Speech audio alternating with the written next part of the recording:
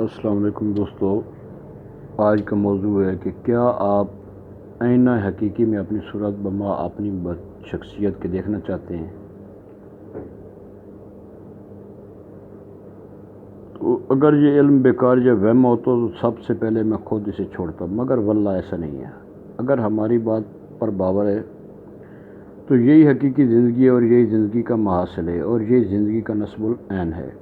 کیا آپ اپنی صورت اپنی باطنی شخصیت کے دیکھنے کے خواہشمند ہیں؟ اگر آپ نے اس تصنیف لطیف کے مدرجات کمہ کا سمجھ کر اس پر تہ دل سے عمل کیا تو آپ کے اندر ایک ایسا عین دل پیدا ہو جائے گا جس میں آپ بخوبی اپنی صورت بما اپنی باطنی شخصیت کے دیکھ لیا کریں گے۔ اگر آپ کوئی گناہ کرو گے تو وہ بھی رات کو اس میں دیکھ لیا کرو گے، اگر ثواب کا کوئی کام کرو گے تو وہ بھی اس میں آپ کو نظر آ جایا کرے گا۔ میں یہاں کچھ اپنے تجربات بیان کرتا ہوں، مگر یہاں ان کا محل بیان نہیں ہے۔ اس آئینہ دل میں ہر روز کوئی نہ کوئی مشاہدہ کر کے اٹھا کرو گے، خالی ہاتھ نہیں اٹھو گے۔ یہ نقد مزدوری کا معاملہ ہے۔ اگر ادھار کرنا ہوتا، اگر روز جزا و سزا کا انتظار کرنا ہوتا، اگر مزدوری قیامت کے بعد لینی ہوتی تو پھر اس تصنیف کو لکھنے کا کیا فائدہ تھا؟ آپ نقد مزدوری حاصل کرو گے، فی البدی مشاہدہ کیا کرو گے، جب مسترق ہو کر بیٹھا کرو گے تو کوئی نہ کوئی مشاہدہ کر کے اٹھا کرو گے۔ یہ نقد کا سودا ہے۔ آپ کے اندر ایک ایسی باطنی لطیف شخصیت پیدا ہوتی چلی جائے گی کہ آپ کو ہر قسم کے گناہ، ہر قسم کی مصیبت سے بچائے رکھے گی۔ اگر کوئی بھولے سے گناہ کر بیٹھو گے تو یہ باطنی شخصیت آپ کو اس قدر بے شمانی و مضطرب کر دے گی کہ اس گناہ کی آلودگی کو بالکل صابن کی طرح دھو کر صاف کر کے دم لے گی۔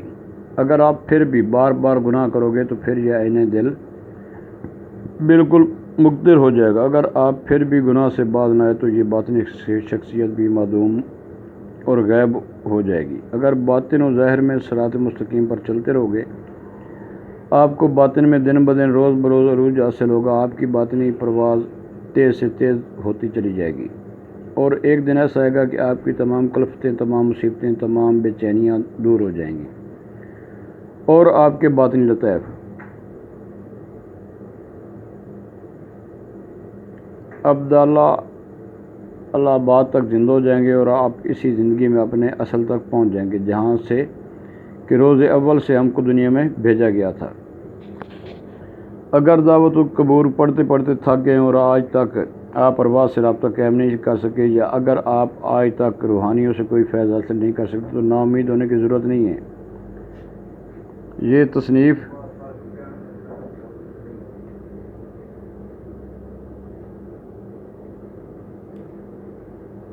اور میری دیگر تصانیف آپ کو ایک ایسا سادہ، سہل، آسان، بے محنت اور بلا مشقت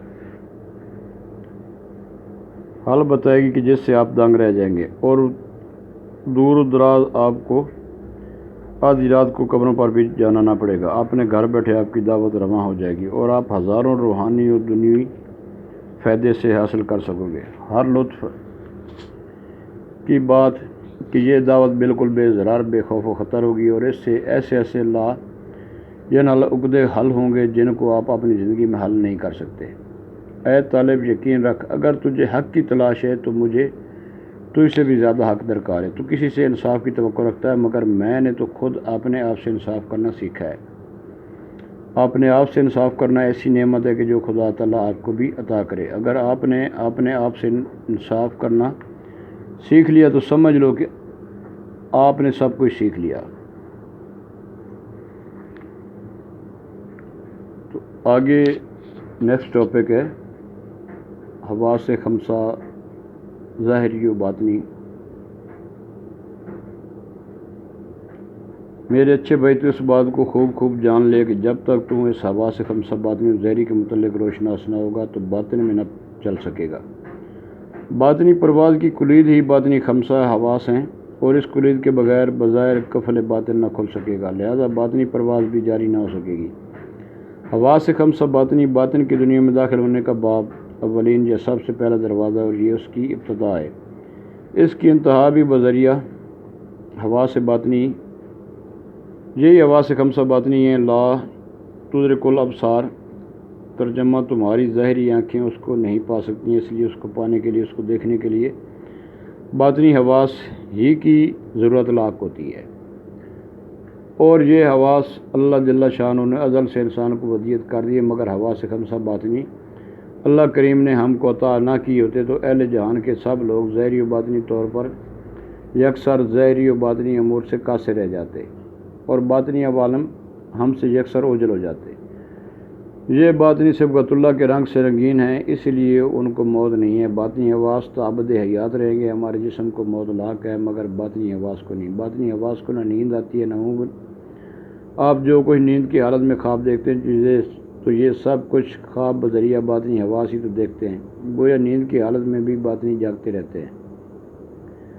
موت کے بعد بدن مٹی ہو جائے گا، مگر باطنی حواس اپنی سالار اعلیٰ روح کے ہمراہ دوسرے باطنی عالم کی طرف لوٹ جائیں گے۔ اللہ تعالیٰ نے ہم کو دنیا میں ایک محدود اختیار اچھے برے اعمال کا دے کر بھیجا ہے، اس لیے اگر کسی نے ان کی اللہ تعالیٰ کی راہ میں تربیت کی اور نیک اعمال کیے ہیں تو روح بما حواس سے باطنی کے عالم علیین کی طرف لوٹ جائیں گے۔ اگر ہم نے ان کی تربیت ظاہری دنیا میں بری کی ہے تو یہ شیطان سے ملحق ہو جائیں گے، برے اعمال کی ہے تو بھی شیطانی صفات سے متصف ہو جائیں گے اور موت کے بعد روح بعد بما باطنی حواس کے عالم میں سے بین میں پھینکے جائیں گے، سو انسان ان کی اچھی یا بری تربیت کرنے کا مجاز قرار دیا گیا۔ فمن شاء فلیؤمن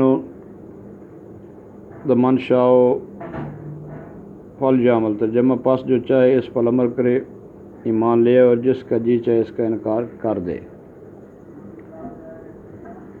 حواس خمسہ باطنی تمام تصوف کی بنیاد ہے، لہذا بنیاد کے بغیر عمارت تعمیر نہیں ہو سکتی۔